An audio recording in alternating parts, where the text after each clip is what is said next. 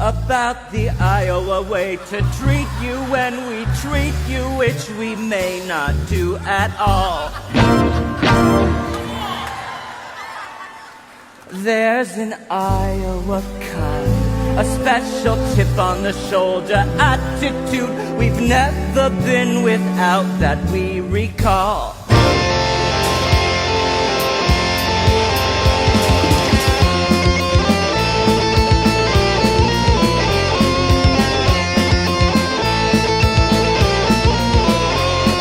Minutes ago, less than 15 minutes ago.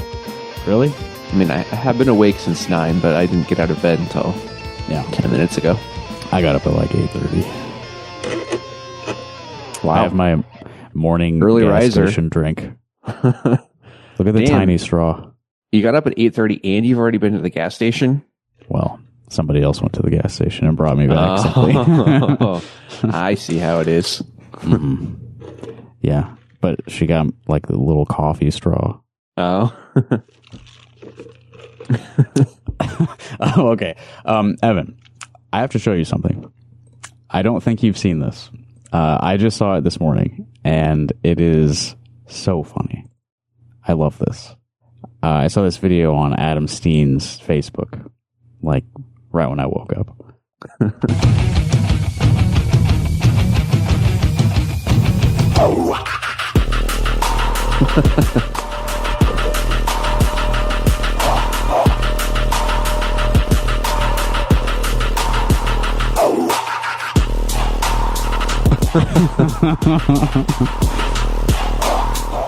All right, your thoughts on that?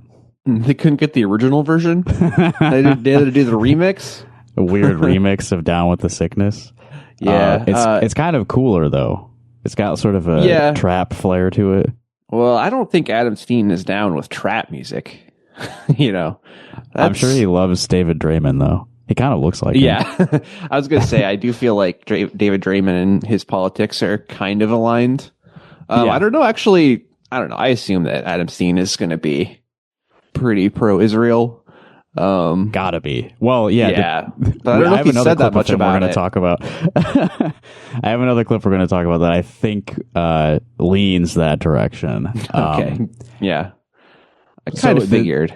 The video itself was just sort of him walking in slow motion, adjusting his tie and stuff. Like, yeah, honestly, it was like a Vince McMahon like walk up. Like, yes, it was.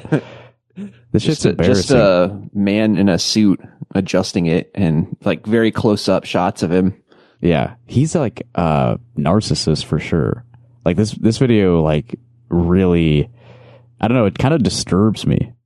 Get it? Well, because disturbed. Yeah. who isn't running for like you know, which Iowa governor candidate is not a narcissist?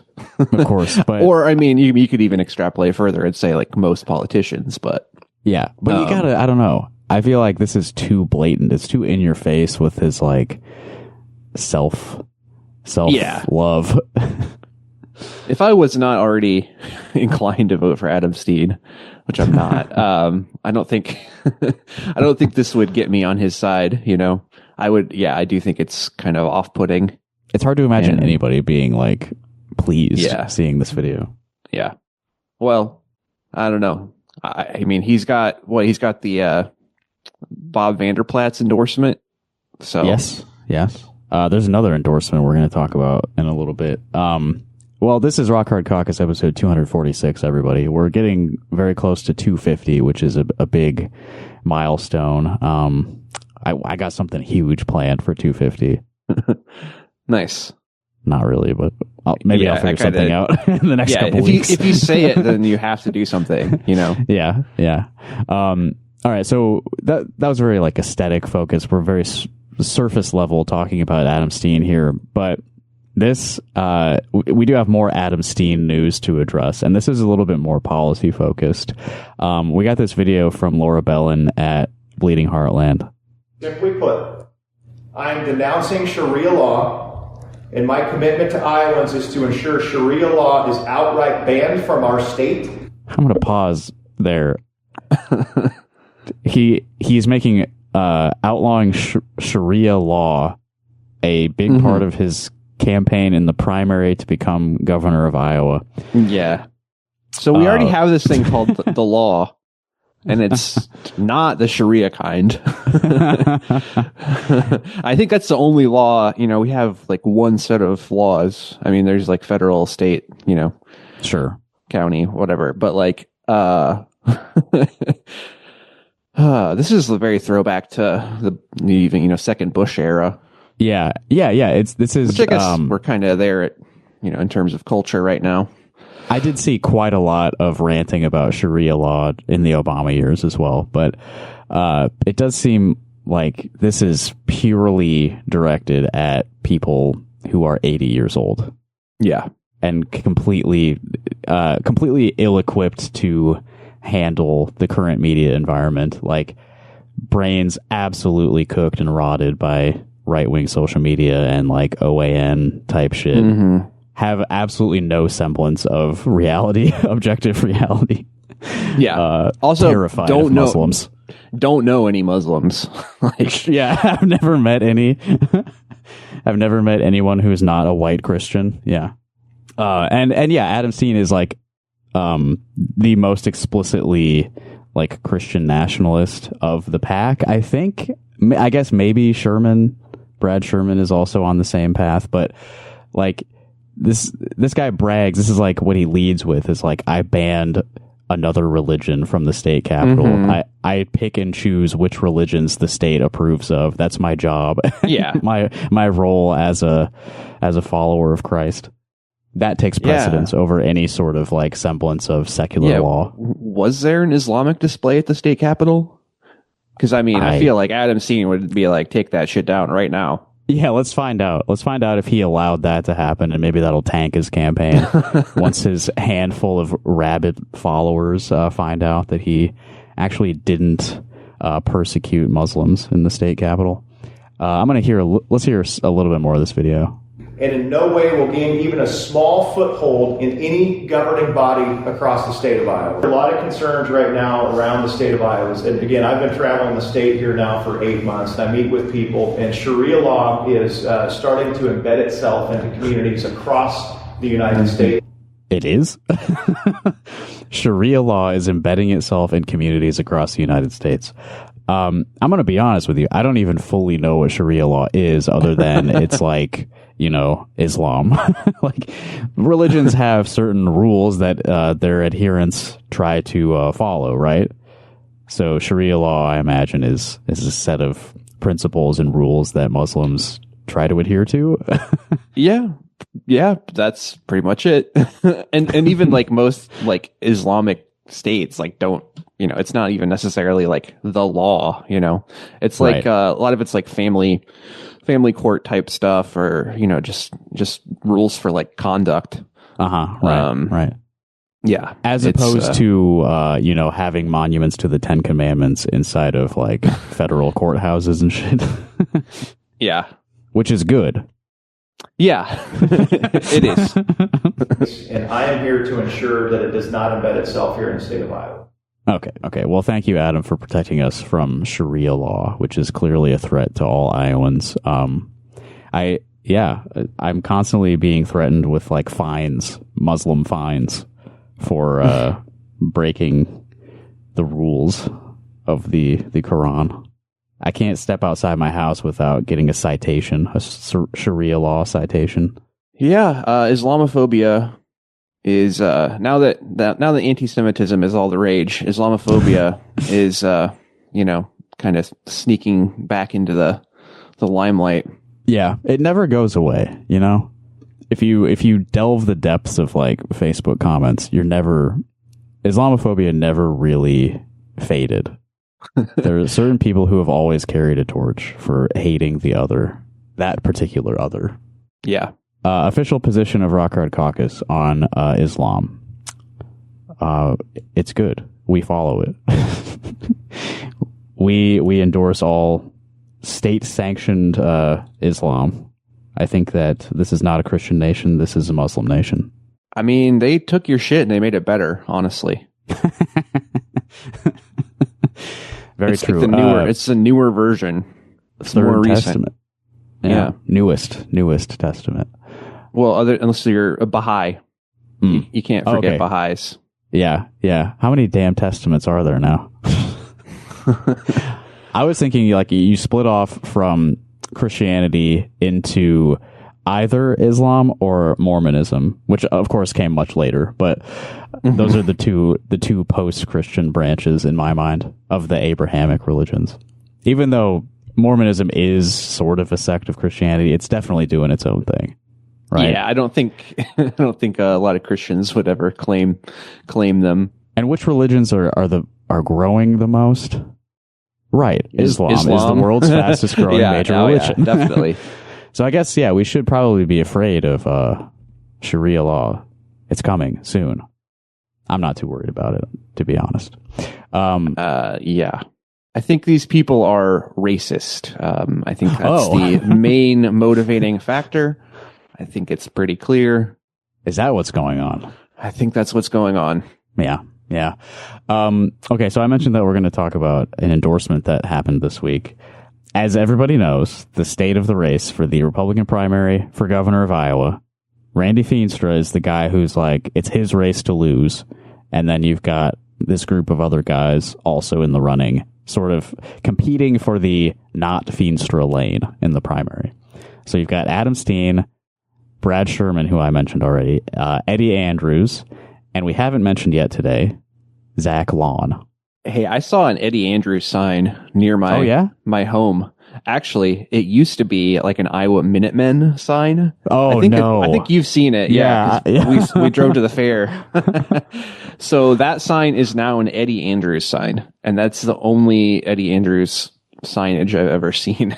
That's kind of interesting that he's their guy. Speaking of racists. Yeah. Assuming it's the same people. I mean, I guess it could be, could be different people. But I guess. But yeah, if you're the type of person to put up an Iowa Minutemen sign, I would assume you'd be going for, I guess, anyone except Eddie Andrews. Yeah.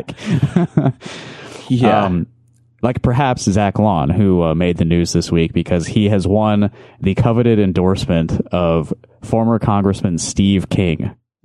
Yes. Yes. That Steve King. I'm reading from the Des Moines Register, Brianne Pfaffenstiel. Steve King endorses Zach Lawn in Iowa governor's race. And yes, I'm still saying lawn. I'm never going to admit that L-A-H-N spells lane. That's lawn.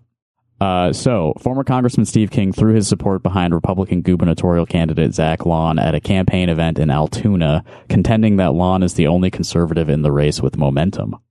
I think that's objectively untrue, but here's the quote from King. There's one conservative that's got the resources to fight this out to June 2nd and do a good job of it. And I guess that's true because Zach Lawn has Coke money. He's rich. He's fucking rich. He's throwing a lot of his own wealth into this race. In fact, he's funneling $1 million into television advertising, says this article. I think the more people see this guy's face and the way he spees, the more popular he will become. I don't know about that. We watched one of his ads and it wasn't great. We also watched him on Tucker Carlson and licks his lips a lot. I don't know if he has a commanding presence that Republicans are looking for. Mm-hmm. It's like his teeth are too big for his mouth. I don't remember if I said this on the podcast yet, but after we watched him on Tucker, I messaged Evan that I couldn't put my finger on it in the moment, but he was reminding me of Thomas Middleditch, the guy from Silicon Valley, who also was allegedly groping people at a club in Los Angeles and has been since canceled, I think. I'll also say he kind of looks like he could be related to Joe Biden. He looks like he could be Hunter and Bo's brother. Yeah, if you put him next to Hunter, there's definitely some resemblance. Cousins, maybe at least. You don't back down, Lawn praised King. You have a spine and a backbone. You stand for what you believe in, and you are not for sale. Thank you for your service to the state of Iowa. I remember some of what Lawn was saying on Tucker Carlson, sort of giving me a 14 words kind of vibe. And I guess that's kind of the idea he's evoking with that ad we watched is we must preserve this state for our white children. Mm-hmm. Right? So it makes sense that Steve King would align himself with this campaign. Yeah. Well, it's really funny that all of these, I mean, they're all like white nationalists, basically. Yeah. Yes.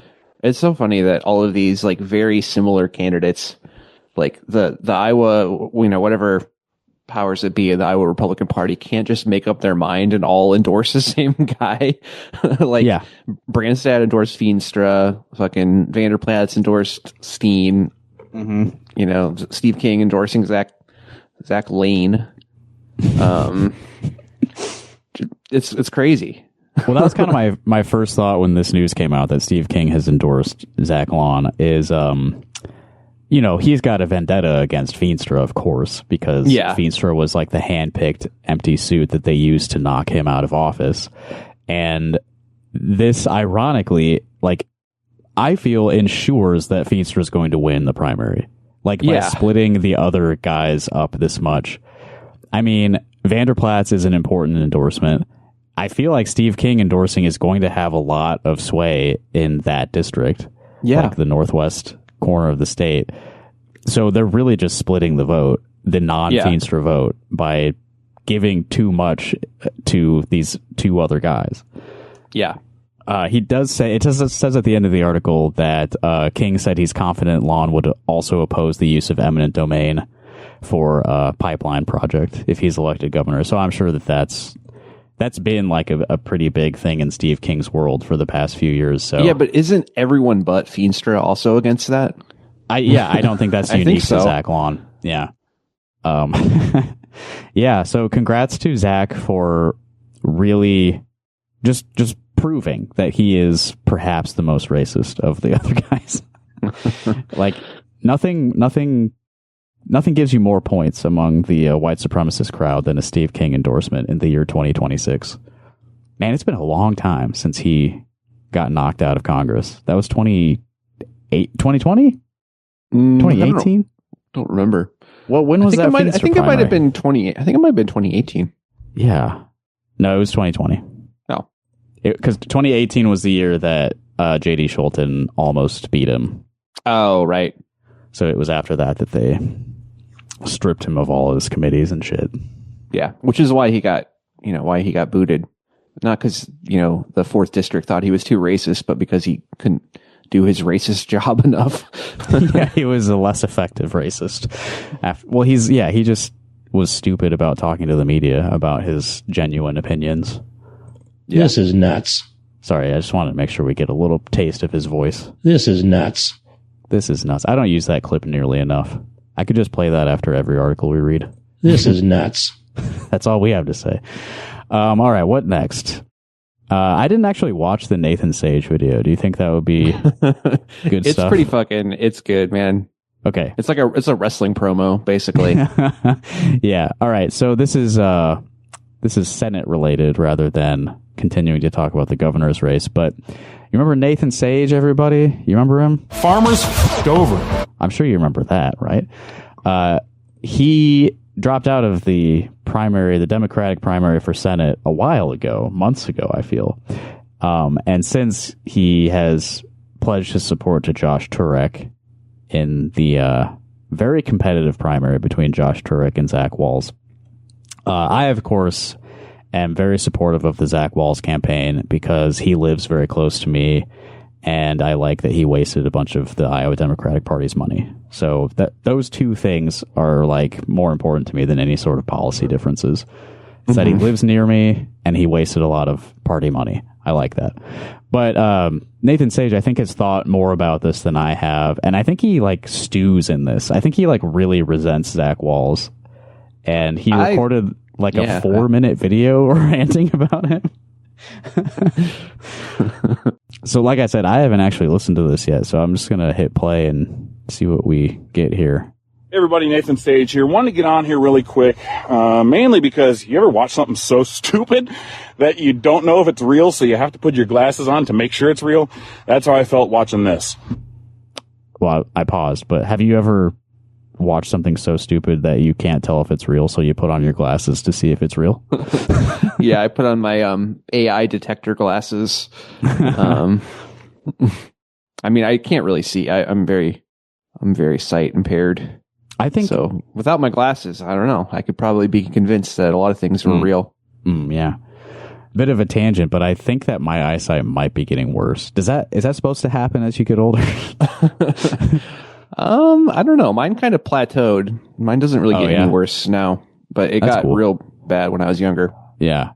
Well, I just kind of noticed the other day that my left eye, if I try to read stuff with just my left eye, it's very blurry. And I feel like that's worse than it used to be. Anyway. Well, you should go to the eye doctor then. The doctor? Nathan, what did you watch that you thought was so stupid? Iowans work hard for a living. But right now, billionaires are flooding the airwaves with money from out of state through a dark money group trying to drown out your voice.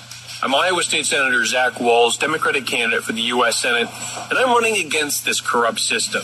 And that's why I'm asking for your help. We deserve a senator who doesn't rely on out-of-state super PACs and doesn't answer to Chuck Schumer or Donald Trump. That is... Well, I mean... Is that not what's literally happening? I mean, Josh Turek and the Vote Vets thing has completely flooded everyone's phones this week. This month. Yeah. It's been going on for more than a week. I keep seeing new ones pop up, too. It's like, it was the same ad for a while, and then I've seen like 2 other versions. It's basically like, no matter which app I open on my phone, the first thing I see is a Josh Turek ad. Yeah, pretty much. It's pretty saturated here. Mm-hmm. Zach Walz. I want to go back to the Zach Walz video, though. I was very distracted while he was talking because he has a shop towel, like one of those blue shop towels, and he's just like wiping his like very clean hands with them, which is like very funny. Like he could at least be like, like scrubbing down like like wiping off a bench or something. Like, but no, he's just just playing with that shop towel. Yeah, I personally believe that everything about the Zach Walz campaign is entirely genuine. Like the whatever like pipe fitters union sort of like declaring him as a member of their union when he has like no connection to their work at all. I think that that's like a really cool thing, not embarrassing at all.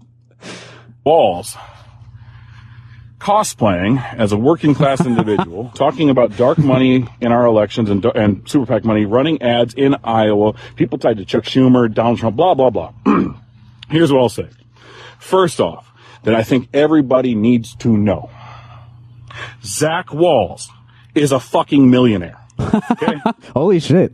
He said fuck, dude. Yeah. He's dropped out of the campaign. He can say whatever swear words he wants now. Yeah, it doesn't have to be... Farmers f***ed over. It doesn't have to be fucked like that. He can just say fucking. Okay, Zach Walz is a fucking millionaire.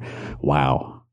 Most of us are living paycheck to paycheck, hoping that we can put food on our table, hoping that we can make it in the... Didn't this guy run a chamber of commerce? Yeah, he did. He ran the Knox, or he was like the head of the Knoxville Chamber of Commerce. Small town, so I'm sure he wasn't like raking in the money with that, but this world. Zach Walz is a millionaire cosplaying as a working class individual to get your vote. If you think that he's going to go to Washington, D.C. and vote for you, a lot of that money that he's getting is coming from Northern California. I got news for you, brother. His money's coming from Northern California. Tell us more. Oh my God! We don't want God! to talk about that. It's weird to me that a million. Oh, we're not going to talk about that. Northern California, Berkeley. Like, he's getting money from Berkeley. I was thinking like a vineyard. A vineyard is backing his campaign or something. Millionaire is also taking money from his campaign, taking a paycheck. Just because you can doesn't mean you should. I had to survive. I didn't have a job. I think that's a little weird. I also think it's a little. You think it's weird that you didn't have a job? He's like, maybe I shouldn't have ran for Senate. Maybe that was a bad idea. Yeah, there was a bit of a pause there as he reflected, like, I guess that was kind of a pointless endeavor. Have endorsed Josh Turek come from red areas across the state. And why so is conservatives? That? Why? Because he voted against immigrants, because he like votes for more conservative legislation. Is that why people from red areas have endorsed Josh Turek? Maybe I should reiterate here. I don't care who wins this primary. Yeah, but I do like arguing. I think Chuck Schumer would be. I think the DNCC or whatever the fuck it's called, DSCC, would be putting more resources into Zach Wall's campaign if they thought that he had a better chance of winning, to be honest. Yeah, I think that if you look at it purely through that lens, it's pretty obvious that Turek has like a little bit more experience running a competitive election. Zach Walls also has kind of burned some bridges, it seems, within the state party and probably the national party as well. Yeah, again, none of this is really about disagreements over policy. It is entirely like strategy and personality based. Like the Iowa Democrats don't like Zach Walls anymore, and he has never had to run in an election against a Republican. I do think that that's a pretty major thing. That is pretty, it is pretty funny. Nor has he, as far as I know, ever had a contested primary. Like, we just let him have it for a few years. In Warren County, Marion County, Cerro Gordo County, where I'm from, where I've lived, where I've worked, a lot of them are Republican. A lot of them are independent. You got to work with these people day in and day out, have conversations, live with them, learn how to be around them without offending everybody, learn how to live in harmony. Yeah. What do you believe in? You got to adapt to, you got to just, let them win, basically. You got to keep your mouth shut. Make sure you never offend any conservatives. Keep the peace. Okay. That's the main priority. Keeping the peace. That's Iowa for you. Yeah. Yeah. Somebody who's come from that, lived from that, and understands really quick that Josh Turek is the person that we should be getting in office, because he is in a red area. He's proven that he can get it done. While Zach Walls, who is a millionaire, cosplaying as a working individual from Iowa City, has failure written. Hold on. Whoa. Was that? Don't talk shit on Iowa City, man. Look, it's the best city of the state. I know. I get you, country boys. You don't like our lifestyle over here, okay? But Iowa City has been dubbed World City for a reason. Like, maybe we well, and I'm speaking from Coralville, which is like a better version of Iowa City, but maybe we don't fit in with the rest of this rural state, but we absolutely have our finger on the pulse of the world stage. Like, people come here from all over the world to learn how to write essays. This is a very important cultural center of Earth. So I think that the United States maybe would benefit from having a little rich boy from Iowa City in the Senate. Okay. All over it. I just want to know, Zach, why are you wiping your hands? It makes it look like you're the one touching the dark money. I don't get that. Second off, stop cosplaying, I forgot please. that he mentioned that. I came to the same conclusion. I mean, it is very funny. I mean, we gotta. That's good. Yeah, that should be the episode art. Zach Walls with the shop towel in his hands. Yeah. Stop acting like you know the struggle. It is the thing I've talked about on my 99 county tour over and over and over and over, that we keep getting the slick-backed haired politicians that give us. Oh, VLC, are you glitching out on me again? What's wrong with my computer? Well, Nathan, I guess that's all we get to hear from you. What the hell? We got the gist, right? I think he says more swears, but whatever. Oh, really? We can we could probably move on. Hold on, I'll try to make it work. I'm not sure why this keeps happening. Do you know how much Josh Turek has? What's the Josh Turek net worth? I don't know. Probably. I mean, I don't know how much you make as a It's nothing crazy, but Paralympic athlete. I don't think you make that much money. But I don't know what else he did before that. A member of the state legislature. As a state representative, yeah. Yeah. I don't think that's like that much money either. No, it's not. All right, I got more Nathan Sage for us. Go to Washington, D.C. and do everything for themselves and leave us all behind. And we can't do it anymore. We can't live in a world run by the rich anymore. Well, I agree, but I think we're going to. Yeah. Like, I don't think that it's good. I think that we're on a path to self-destruction. But what's your idea to stop that? Oh, it's to vote for a different Democrat in this primary that is pretty much guaranteed to go the other way. Like, Ashley Hinson is very likely to win the general this fall. So I don't know. What else can we do, Nathan? Do you think there's anything we can try aside from voting for your favorite guy in the Democratic primary? Is there anything, any alternatives to this electoral bullshit? Come on, Nathan, you're a smart guy. You're a strong guy. What else could we do, maybe? We can't continue to watch our families and our people that we love struggle day in and day out. And my belief that the only way that we can get out of that is by electing people that know what the struggle's like. So Zach, just do me a favor. Just do me a favor. Stop talking to us like we're fucking stupid. Stop fucking being fake and putting up that facade. Be who you are and tell us what the hell you're going to do different. Okay, he said fuck 3 times so far. Let's see if he can fit in anymore. There's like 30 seconds left of this. Instead of doing the same thing over and over and expecting a different result. I'm tired of it. And watching that video, I was just like, here's another video of a politician that's out of touch with reality. And it's annoying. And I know some people in the comments will be upset about it, or you don't know anything, blah, blah, blah, blah. Some union leaders in Eastern Iowa will say blah, blah, blah, and write emails and cry and cry and cry.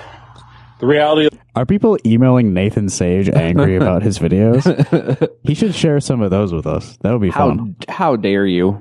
Zach Wall's defender force. Like, how fucking dare you talk shit about Zach Walls? The world is, here in Iowa, most of us are struggling. And the only way we're going to get out of it is the only way out is through. Like someone who knows what that struggle's like. A millionaire, Zach Walls in Iowa City, don't know shit. So, let's elect Josh Turek. Get out and vote. Oh, boy. Damn. Saying all that shit, and then it's like, hey, vote. Turek's got a powerful ally there. You know, he doesn't have to ever go negative. He's got Nathan Sage just like, junkyard dog, like raring to go. Yeah. Okay. When I Google Josh Turek net worth, obviously the internet's going to know how much money he has, but estimated $106,000 is what comes up. Yeah. So, hey, that's only $1/10 of $1 million. Clearly, this guy is in touch with the struggling people of Iowa. Yeah, that's all there is to it, Just always vote for the candidate who has less money. That's all there is to it. I mean, it wouldn't be a bad idea. I mean, it would be better than what we have. Yeah, but I want to hold candidate forums where that's basically the only question is like, how much money do you have in your bank account? Do you have stocks? Do you know how to get stocks? you know about that kind of shit? You're a fancy man. You don't know anything about the way we live. Yeah. Out of touch. So that primary is coming up a little over a month away.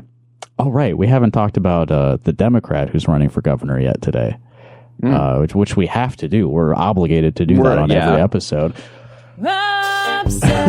We made it through a few episodes like a month or two ago where we didn't mention him, but I think we're on a long streak now of talking about Rob Sand in some aspect. We have to. I mean, this is a direct follow-up to the subject matter of last week because on Monday, April 20th, Rob Sand revealed his legalized weed platform, which is, great. Glad to see it. Glad to see somebody in such a high profile advocating for this obvious win. Yeah. Seems like a smart move. Nobody, honestly, okay, try to envision somebody who is still against legalizing weed. What does this person look like in your mind? It's like a 90-year-old. I mean, even old people smoke weed and like it. Yeah. What even is it? Like, what's up with people who still think weed should be like a Schedule 1 narcotic? Yeah. I don't even fathom it. I don't understand what's going on with them. if you legalize it, then people will like listen to more jazz music and those jazz cigarettes. Yeah, they'll do like that like weird like dancing in Reefer Madness. That's what I was thinking. Yeah. There's people who still think Reefer Madness was like an accurate portrayal of marijuana psychosis. Okay, so as is always the case with Rob Sand, this can't just be an unqualified good thing that he did to announce that he wants to legalize weed. I think it will benefit his campaign that he is the legal weed candidate in this race. I think that a lot of people are going to vote for that alone. Yeah, I do think so. And so if you're a person out there who's like invested in like wanting Rob Sand to win, wanting us to have a Democrat for a governor as opposed to continuing this awful path we're on, which I can't blame you. I think that would be an improvement. Make sure that your stoner friends who have never voted ever and forget when the election is, make sure that you drive them out to the polls, because they want to vote for this. They just don't know how to vote because their brains are so fried on weed. Yeah, maybe you could offer them, a gummy or, a toke. Well, no, not gummies. All right. Paul Brennan with Little Village wrote about this. Rob Sand wants to legalize marijuana, regulate it like alcohol. Alcohol regulations, do you think that those are like, is alcohol too regulated, under-regulated? What's the deal with drinks? I don't know. That's a thorny one. Yeah. I don't know. I think pretty much every drug should be legal. Yeah, definitely. Maybe some controls, but yeah. Prohibition. I would like to see work. Rob Sand be like, we need to legalize like every research chemical, like MDMA, psilocybin therapy, psilocybin, whatever. Yeah, he should. I would love to see that. I actually didn't read this, but he did release a policy document. You can find it at robsand.com/issues/cannabis-plan. But Paul Brennan with Little Village quotes it here. Establishing an adult use cannabis industry in Iowa would also create thousands of full-time and part-time jobs. Thousands, Jesus. As well as entrepreneurship and investment opportunities for Iowans and Iowa small businesses, and also support Iowa farmers. Okay, so these all, to me, are not really the reason to legalize weed. But this maybe wins over like some... I was going to say, if you wanted to try to sell it to Republicans, sure, that might be a good way to go. Which is, I mean, he's doing a hard sell on that later on in this article. That's what he likes to do. Yeah. This is funny. I think we should treat it like alcohol. I don't understand why it's complicated. We tried prohibition for alcohol. It turned out to be a really bad idea. They're both drugs. They both can be bad for you. Alcohol, of course, has... This is an aside. Alcohol has way worse effect on people than weed ever does. Kill you. Absolutely. Yeah. Used in the right way, they can help you relax, says Rob. I guess. Yeah. I guess. Does he have personal experience? He must have personal experience. I mean, he definitely does. Yeah, I'm sure he smoked weed, right? Yeah, he's gotta. When he heard that Bill Clinton smoked weed, he was like, I gotta try this stuff. Totally. He says he didn't inhale, so I won't either. And then there's a bunch of shit about how breweries are selling THC drinks and stuff. Sand is being literal when he says he wants to treat cannabis like alcohol. He proposes having the Iowa Alcoholic Beverages Division handle regulation of cannabis, from marijuana to THC-infused products like Moon Dreams. Sand, quote, would add cannabis experts to the already existing division to be charged with regulating the cultivation, manufacturing, distribution, and sale of cannabis. So he's doing kind of weed technocracy. Yeah. Very on brand for Rob. Yeah. Task the division with licensing cannabis growers, manufacturers, retailers, and safety testing labs, who will be the only businesses in Iowa permitted to produce, transport, and sell regulated cannabis products. Man, it's a plant, man. This seems a little bit like it's not that dangerous, man. Like, we can just kind of, I think Yeah. we should be maybe a little more laissez-faire than this with weed. Yeah. Can I grow my own, you know? Right. I I mean, feel like that's like a pretty important part of legalization, right? well, what else do you think is an important part of legalizing weed? Well, Think about, for example, all the people who have already been punished unfairly for like possession and sale of cannabis. like me. Yeah. Well, mine got expunged, but you know. Oh, it did? Oh, it did? Yeah, it did. Yeah. Maybe should perhaps Well- everybody's get expunged?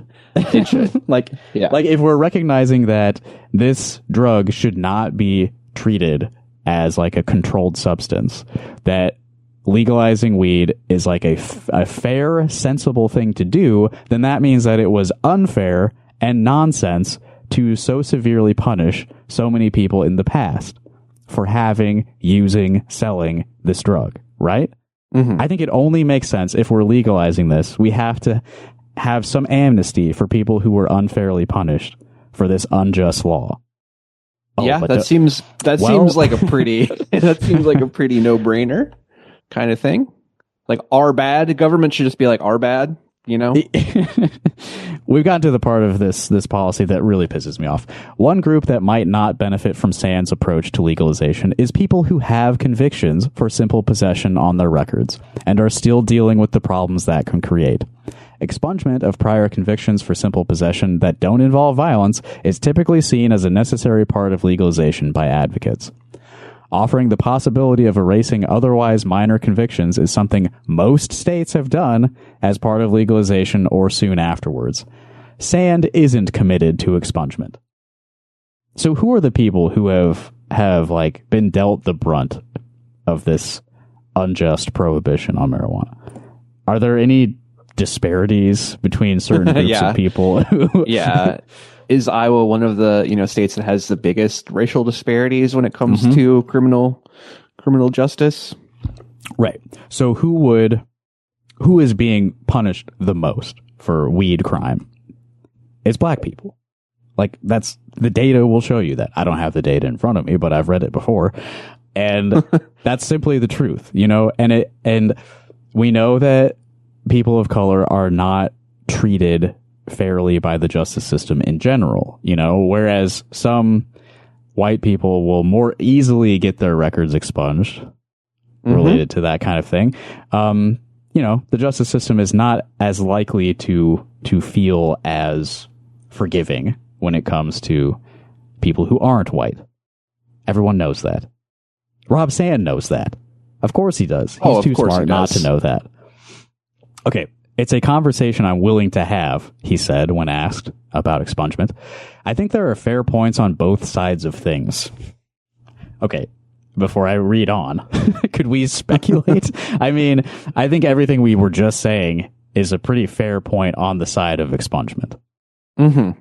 Can we maybe try to be fair and balanced with the other side of this argument? It's very hard, like I said, to put myself in the mindset of somebody who still thinks weed should be illegal. But to thread this needle, to think that weed should be legalized, but all past convictions must stand, Yeah. I can't even imagine. Yeah. It's crazy to be like, if used correctly, it can be a great way to relax, and then be like, well, actually, like, you should have not smoked weed because it was illegal, even though I've also said that it's a bad idea that it was illegal in the first place. It makes no fucking sense. It makes no sense. Okay, here's what he said. On the one hand, you've got people who say, if we're going to make it legal, then we shouldn't be punishing people for using it. Are there any people who don't say that? Yeah. On the other hand, it was illegal when they got caught doing it.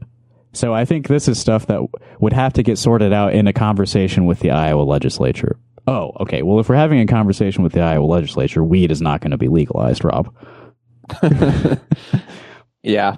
Look, if you're going to be elected, we really need to test the boundaries of executive power on the state level. Yeah. Well, I have bad but you're news not for going to you. do it. You're not the guy to do that. Bad news. We need like a Huey Long up in here. We don't need a Rob Sand. He's always talking about how, like, look, if I get elected, we're still going to have a Republican supermajority in the legislature. So, well, then what's the fucking point of any of this? You're not going to do anything. Yeah. You're going to beat Randy Feenstra by a hair, and then you're going to have one term of doing nothing. Yeah. One term of just making outreaches to Republicans to be like, hey, do you want to bite on this like very like half measure ass thing that like we can I mean, like his whole pitch to, I think, conservatives here is like, people are going to do it anyway. We're missing out on tax dollars. We have a budget deficit that, you know, that you caused. That you caused. And then also, you know, of course, like civil libertarian types, you know, right. Like you said, there's going to be a lot of people who vote specifically for Rob Sand just because he's saying this, which, you know, can't blame him. But yeah, I don't know what the odds are that it actually happens when he, you know, if he wins. Yeah. Well, yeah, I mean, this, I think, you know, look at all the other dumb bullshit he's been campaigning on. This is a genuine crossover issue, right? Yeah. Because everybody, regardless of your political ideology, is doing drugs. Of course. How could you not? Everyone but me, that is. Yeah. That was my question is if it becomes legal in Iowa, will you eat one gummy? Well, hold on. You say gummy again. Oh, is he? I don't. Yeah, here. Sand would also ban the sale of THC-infused gummy and other items that minors might think are candy. Oh, okay. Yeah, sure. Oh, man. Sand said that proposed ban was in response to one of the criticisms he'd heard from many Iowans, that children might ingest gummies or other treat-like THC products by accident. Oh, yeah. This is funny, too. Another restriction Sand said was prompted by conversations with Iowans about legalization is no smoking marijuana in public because people object to the smell. Yeah, I thought that was funny, too. He's like, we need to have open container rules like alcohol because we don't want people smelling up the place. Like, I don't really think that's the reason why there's, well, I mean, it's obviously not a one-to-one thing, but I feel like the open container, like public intox thing is because like alcohol can kind of make people act kind of crazy. Yeah. Well, also like the smell kind of lingers. You don't have to be actively smoking to smell like weed. Yeah. And true. also it's, I mean, I guess maybe I'm just more permissive than your average Iowan, but like, I don't really give a shit when I smell weed. Yeah. Like people walk past my house smoking all the time and like the smell reaches me and I'm like, oh yeah, okay, someone's smoking weed. And then it lasts, you know, a few seconds and then I'm fine. Yeah. I think people are more bothered by cigarette smoke than weed smoke. Or smell, definitely. Anyway. Well, there's a lot more of it usually. You smoke a lot more tobacco usually. That's true. I mean, I don't know. It's crazy to me that people like smoke like joints and blunts of the weed they got nowadays. That's too much, man. Unless you got like a whole circle, you know. Sure. Got the blunt circle going. Yeah. I mean, what do you think of this? Like, we're going to legalize weed except for gummies.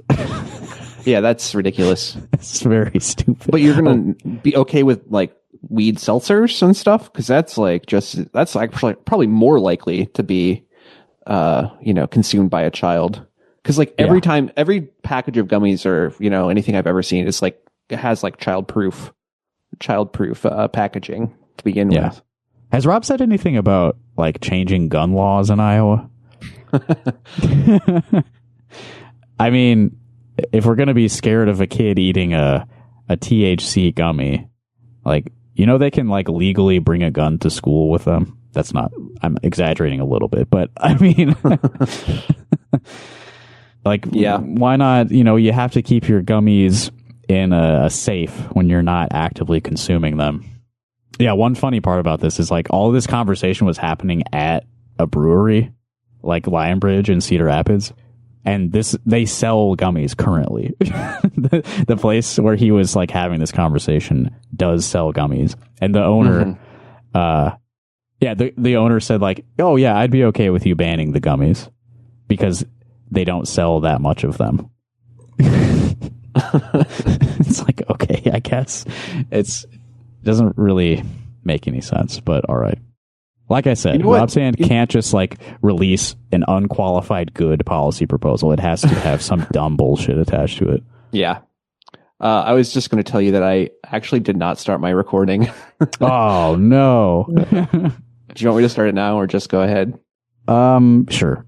So, folks, if you hear the last like 10 minutes of this episode, Evan's audio quality improves. You're welcome. And I'm sorry. Sorry for my error. It's not a big deal. Okay. Another follow-up to last week's episode, unless we have any further thoughts about weed, which I don't. No. Well, you didn't answer my question. Will you? Oh, right. Would you, drink a 1 serving THC seltzer? We'd have to make a big event of it. Yeah. Maybe this would drive some people to vote. Rob, tell the people of Iowa that if you are elected and if you manage to legalize weed, I will, at a public event, drink 1 THC drink. A seltzer of some kind. Man, I'm so happy for you. But you have to be there, Rob. We have to do this together. Oh, come on. That's a cop-out. He's never going to associate with us. Well, and I mean, those drinks are already like kind of legal, right? Yeah, well, until like November, which I'm kind of curious to see how that plays out. But. Yeah, we'll see how that happens. Okay, another follow-up to last week's episode, the Johnson County Jail. So I don't exactly know what's going on. Like, something happened yesterday that they're being a little bit hush-hush about. But earlier this week, let me read this KCRG report from April 21st. The Johnson County Board of Supervisors plans to discuss at least 2 different plans for the new sheriff's office and jail. The first plan is a new site that the county would need to purchase. The land would cost $1.37 million, with utility extensions costing $952,500. Now, this is just a land purchase with utility hookups. This is not actually building the jail. This is just preparing the space. The second plan is a site the county already owns, but the utilities extension would cost $1.5 million. Okay. The county is also looking at the estimated budgets for both plans. This is to actually build the jail itself. The first would cost between $89.6 million and just under $98 million. The second plan would cost between $92 and $100 million. This is the part that has to be on a ballot. This is a bond measure that must be approved by at least 60% of the county. We're talking $100 million to build a new jail. Both plans include a 120-bed jail with 20 additional overflow beds, which I believe is a significant increase. I think that the capacity, which is really packing people in, is around 90 in the current building, and I think that they usually have around 60 inmates in there. The plans note that capacity could be expanded to 240 beds. Evan, do you... Seems a lot. I don't think Iowa City, I mean, I've seen some of the things we have to account for future population growth. I don't think that's how quickly Iowa City is growing. Yeah. Oh, it says here, existing jail has an operational capacity of 65. So we're going from 65 to potentially 240. So we're going to quadruple the number of people that we're locking up in jail. Yeah. Or we need to be prepared for that. Is something going to happen that I don't know about? Or is this wishful thinking by members of law enforcement who actually want this to happen? Want more people locked up? Yeah. Is there a financial incentive? Is that what it's about? We kind of touched on that last week, that the state makes money from punishing people like this. Yeah. Are we trying to generate revenue by taking people's freedom from them and ruining their lives? Yeah, it's I don't think jails should be overcrowded or inhumane or anything of the sort. But I think the more humane thing than having a, humanely run jail is to, divert people from being in jail. Yeah. And I think there's a lot of work that can be done on that isn't being considered by a lot of people. Yeah, I think that there are some people who really are committed to that and push push for that diversion and those alternatives. And then there are other people who begrudgingly go along with that while not really believing in it. Yeah. And really just being very pessimistic and believing in the way that we do things now, which is modern day slavery. I mean, it's not good. Like, yeah. I mean, it's also crazy, like this whole conversation happening after that shooting on the Ped Mall, which has been like an absolute explosion of racist, just ridiculous bullshit. Yeah. It gives people a lot of, black people did a crime. This gives us a pass to say whatever we want about an entire race of humanity. And I think it's very naive to assume that there isn't a connection between like that kind of response and, you know, this whole jail, you know. Absolutely. Increase in the number of beds and all that. Like, we're not safe unless we lock these other people up. These people are a danger to me. They're not like me. The more of them we have in prison, the safer I'll feel. I'm a good person. I really wanted to read this. This I think is really revealing. Our sheriff, Johnson County Sheriff Brad Kunkel, wrote an opinion piece that was printed in the Cedar Rapids Gazette earlier this week. Voters need to know candidate stances on new jail. Johnson County needs a new jail, and under Iowa law, providing a jail is a fundamental duty for county boards of supervisors. I won't object to the facts there. He's presenting things as facts that you could probably, there are some arguments to be made either way. Suffice it to say, I am opposed to building a new jail on principle. All right, we'll leave it at that for now. The Johnson County Board of Supervisors has been discussing putting forth a bond referendum for a new sheriff's office and jail in November. The board needs to move on from discussions, vote to put the bond referendum on the ballot, and commit to supporting the bond campaign. You know what? I'm gonna throw just a little bit of context here because it's been a few months. But last fall, there was a conversation between the county and Iowa City to join together and build like a combined facility. Mm-hmm. And it was a fairly ambitious proposal, like, you know, tens of millions of dollars. And that conversation completely fell apart and blew up because, you know, the city council is a little bit more on the radical side than the board of supervisors. And also it just became clear that like the public is not going to go for this. And since that whole thing fell apart, I kind of expected that they would maybe rein in their ambitions for this new jail, but he hasn't at all. It's like, I still demand $100 million new building, greatly increasing capacity to lock people up. Mm-hmm. But like, you're still going to have to get 60% on a ballot to make that happen. And I'm going to do as much as I can to make sure that people don't vote for it. But I don't know. Didn't it already fail before? Like they already had a ballot measure like a while ago. I think more than once this has failed. This building is quite old, and they keep putting forth proposals for a new one that the public is not biting on. Yeah. Get smart here, buddy. If you really need the new building, put forth a proposal that a majority, enough of a majority agrees with. Like, sorry, buddy, this is democracy. It's on you. The need for a new facility is a lingering infrastructure and public safety problem the board cannot ignore. The county continues to hemorrhage money year after year on out-of-county housing and repairs on a deteriorating building. As I write this, work is beginning on a $3 million repair project just to do the minimum needed to keep the building safe. Our guests last week alluded to this, that they're saying they absolutely need a new building, but they're still dumping millions of dollars into repairing the current one.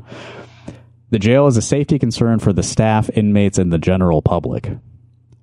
Despite this, the decisions around the jail, from the bed count to the need itself, continue to get bogged down by political ideology and re-election-focused hand-wringing. Well, maybe that's because some of these people understand that this is subject to a vote by the people. It's on a ballot along with their names. Of course, it's colored by the election. Yeah. I also like when people are like, you know, like all these other people are being ideological. Not me. Like, not me. For me, this is just fact. This is a subjective truth that I'm that I'm sharing. It is clear that despite overwhelming public support, the fate of the jail referendum will be in the balance in the June 2nd primary election. All candidates have to make their position on a new facility very clear. No word games, no equivocations, no yes-ands, and no deals. Just a straightforward stance on a critical and legally required public safety infrastructure issue that transcends boundaries across the county. Well, if you say so. Right. This is an elected official, the county sheriff, talking about other elected officials, the supervisors. This just came to mind. So John Green, who is sort of a friend of the show, but I also frequently am frustrated by, he posted something on Blue Sky the other day, this thread where he talks about how the sheriff and the county attorney have a lot of autonomy. They are fellow elected officials, and so there's only so much that he can do in his position as a supervisor to influence the way that they handle quote unquote justice in the county. And what I just read from the sheriff there, does that sound like a guy who respects your mutual autonomy? Right. He's demanding that you express yourself a certain way. You have to do this. You have not only to give allow me it my on the jail. ballot, but support it Right. publicly. At the recent candidate forum in Solon, the jail issue was a mandatory discussion item. This precedent should be followed in future forums across the districts. So now these forums are run by independent groups, like the League of Women Voters, for example. And now the county sheriff is telling these groups, you have to ask them this, and you have to ask it to them this way, and you have to require their answers to sound like this. And this is coming from the highest law enforcement authority in the county. So there's some implied force behind that, right? Yeah. You have to do what I say. I'm in charge of enforcing the law around here. I'd hate to see something happen to you if you don't do what I say in the newspaper. Over the last 4 years, a new facility has been discussed in multiple board meetings, committee meetings, and had extensive coverage by our local media outlets. A scientific study conducted by the University of Iowa showed 74% of respondents across the county favor a new facility. I'm not even going to get into that, but this is the a science of polling. Yeah. It's a few hundred people. They're given a particular set of information, asked questions in a certain way, and they managed to get a 74% result that they wanted out of that survey. We have a plan and are closing in on the cost, yet at no time has the Board of Supervisors taken a formal vote to show their support or lack of support on the matter itself. All their decisions thus far have either been to approve initial steps like contracts or studies, or informal consensus during work sessions to keep the train moving. There is still plenty of time for a candidate to find an off-ramp and pull any support they've claimed to have. And this is a message from Rock Hard Caucus to those candidates. Do that. Find an off-ramp and pull support from Brad Kunkel's fantasy palace prison that he envisions. Don't give him what he wants. And sheriff's office. There's a sheriff's office in there too. He wants a shiny new office. Yeah. No, don't give him what he wants. Wants He's trying the big to bully screens. you. He's trying to bully you in the newspaper. Don't encourage that behavior. You have as much authority as he does. You're elected by the people of this county as well. You control his fucking budget. What is this? He can't talk about you like this in public.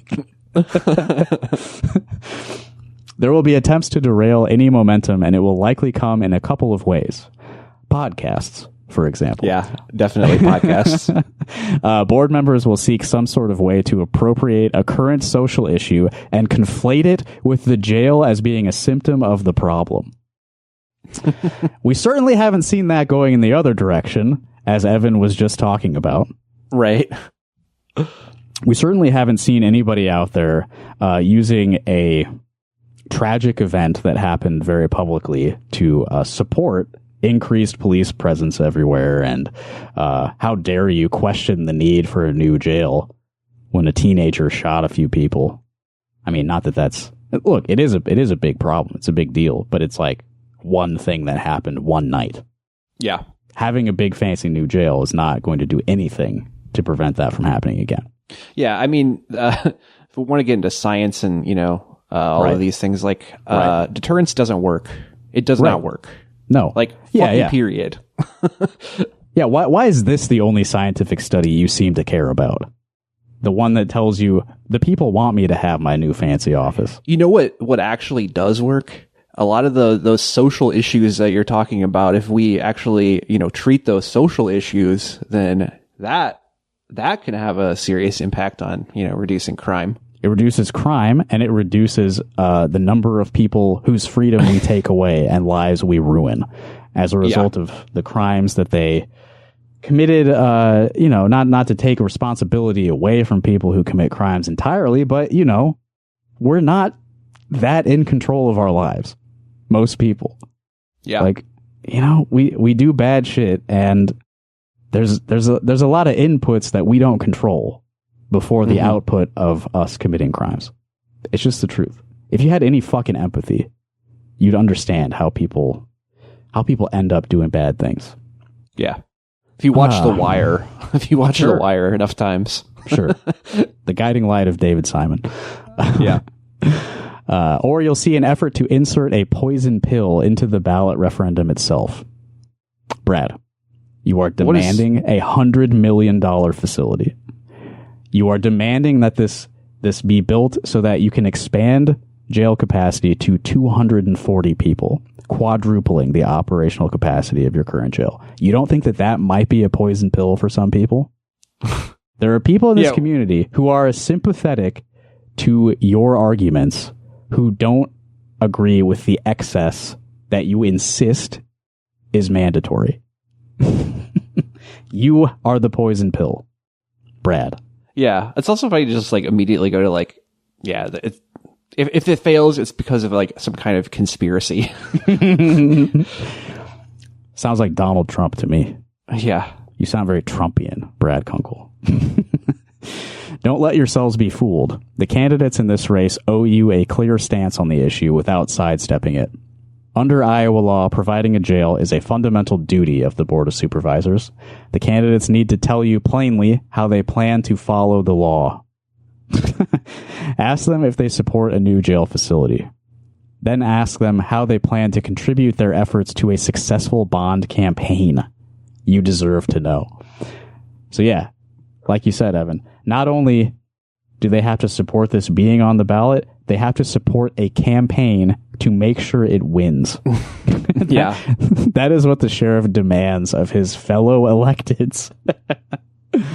Oh, man. So to put a cap on that, there was a League of Women Voters candidate forum on April 18th, I think, which is the same day this was printed in the Gazette. Yeah, no, it was the day before. My apologies. And I thought that the starkest contrast here was between the two incumbents who are running against each other, Rod Sullivan and V. Fixmer Rise. And we can close out with a little bit of this. It's worth noting that in the opening statements, Rod Sullivan came right out the bat with, my opponent doesn't support a new jail and I do. That was the distinction he wanted to be made immediately. So here's a little bit of the two candidates talking about the jail. And if you happen to be a Johnson County voter, this might influence the way you feel about these two candidates. I believe this is District 4. I should probably check on that. For our next question, would you support a new jail and a new jail bond? Why or why not? Starting with Mr. Sullivan. I am very much in favor of a new jail. We need it badly for a lot of different reasons. One is simply humanitarian. The current jail is a human rights violation. There's not enough space for people. The's no access. Jail is a human rights violation. And that's why I support a new jail. To fresh air, light. They don't have access to exercise. They don't have proper access to library, etc. I think it's important to point out we have spent a lot of time and money on alternatives, the jail population is almost half what it was when I took office because we've done some good work. But we cannot fix everything upstream. Okay. The jail population has decreased significantly in the 20 years that this guy has been on the board, right? And they're talking about quadrupling the potential capacity of a jail. Now, why would we be going so strongly in the opposite direction over the next few years? Like, what? Again, is something going to happen that I don't know about? These are not arguments for this new jail. So why? It doesn't make any sense. Even places like Scandinavia, France, Germany have jails, and they have jails. Germany has jails. Have you ever heard of them? Jesus Christ, man. You think this new jail is going to be some, like, it's going to be the most beautiful jail ever. There's going to be no human rights violations. Like, they're not building Scandinavian jails in the United States. No. But yeah, it's sort of like you're recognizing that, like, they do it better over there. Like, that's the implication of that statement. It's like, even in Scandinavia, they have jails. It's like, and like you said, like, we're not doing what they're doing. Yeah, they also try to rehabilitate people. Yeah. So you're saying that you do think that they're doing it better, but you're not attempting to push in that direction here, right? I don't understand. That are actually pretty close in size to Johnson County because we have one of the lowest incarceration rates in the country. So even though they have great gun laws, full health care, et cetera, they have jails. We need a jail as well. Yes, I do agree that the facilities are failing at the jail that we have. There are human rights violations or issues there. Okay, so both candidates in this race agree that the jail is violating human rights every day. Is this not like an urgent matter? Like, we're not going to stop violating the human rights of people we lock up until 60% of the county votes to spend $100 million on a new jail. Is there really nothing we can do? Yeah. That man who died in the jail from alcohol withdrawals had nothing to do with the facilities. No, nothing to do with capacity or anything like that. That was pure human neglect. Willful human neglect. Like it's and you want to reward these people with a big shiny new monolith to incarceration. It's just, this is going to be a hard sell, I think, and I'm certainly not going to help you sell this to people. You're not? There's only, I was talking to Ashley about this yesterday. It's like, we have very limited influence as a podcast. Like, this is not a big thing that we're doing. Yeah. But I think that we have proven that we do have some influence here where I live. we do. Not anywhere else, but Iowa City, World City. We've got some influence on this county. And yeah, the more you push for this, I think I'm gonna like obsess over this probably for the next few months.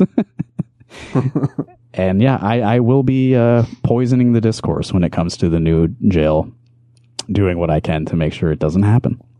I just really thought both candidates saying that, like, yes, this is a human rights violation. I mean, that should be like the end of the conversation. Like, what are we fucking doing here? Also, like, I don't know. I haven't seen. I know there was like a proposal for what the building would be or whatever, like a couple years ago. Mm-hmm. But I don't know if Rod realizes that like most people in jail do not get access to fresh air. Like they don't. Most jails don't have like a fucking like a courtyard like you'd see in like a prison or whatever. Like, right.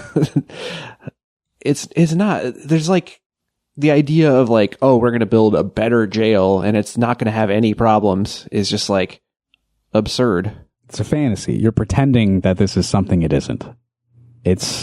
I understand we're not going to get there tomorrow, but like the way that we handle this is itself a human rights violation. And you're not going to get away from that by throwing more money and bigger jails at it. It's a bigger problem than that. And you are a willing participant if you are supporting the sheriff's campaign to get a new building. Yeah. And I'm not going to pretend that you're like not a bad person for that. Yeah. Oh boy. We talked about a lot today, huh? Sure did. You want to wrap it up? Sure can. Okay. Everyone, thank you for listening. This has been Rock Hard Caucus episode 246.